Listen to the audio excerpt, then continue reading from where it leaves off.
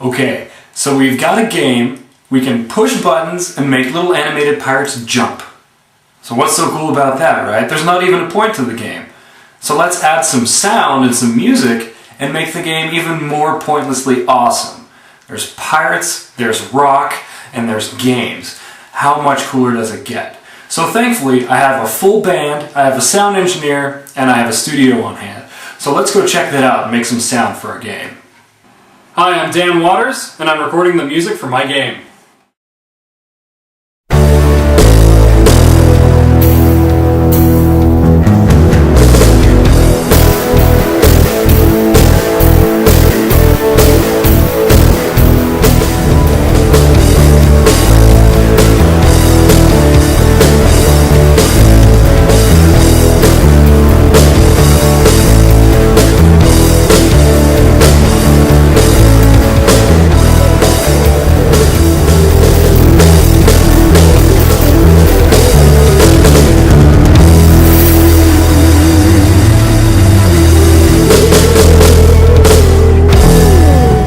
Well, now that me and my band have finished recording our song, you can see now that I've got a finished product.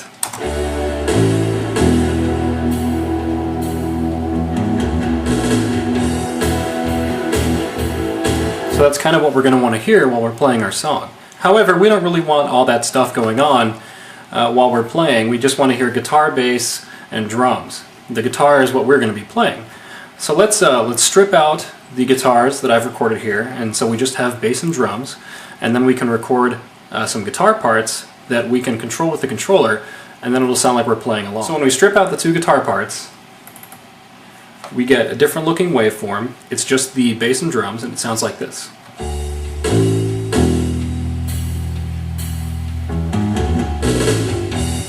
And then we can play along. Now we don't have the guitar parts recorded yet.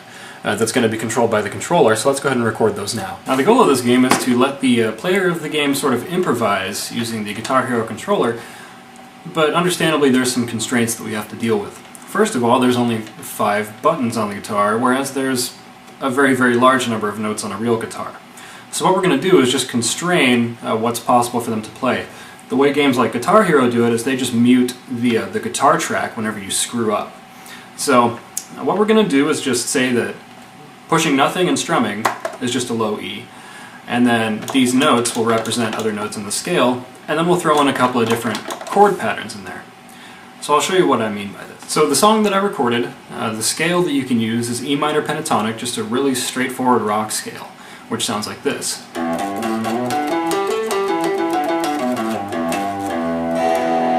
Okay?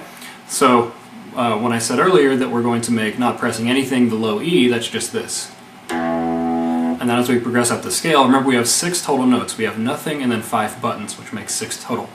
So we can have a 6-note scale, which means that we can have a regular minor pentatonic scale, which is 5 notes, with a root at the bottom and a root at the top. So here's a root, then notes of the scale, and then that high note is the other root. So we have 6 total notes. And if you were just to play the 5 notes and then nothing, it would sound exactly like that. And then we're also going to throw in a couple of different chords. And then maybe a couple of funky ones. Okay? So with that said, I'm going to go ahead and record these. And the way that I've decided I'm going to map notes to buttons is I've printed out this little deal. Basically something that I made in Notepad. Let's see if we can get the light on that correctly. So that just says that when these keys are played in a certain combination, that's the note that the game should be outputting. So I'm going to go ahead and record these. I'm just going to record them all, right next to each other. And then I'm going to separate them out and put them in different places in our audio file for XNA. So I'll see you after I'm done recording these notes.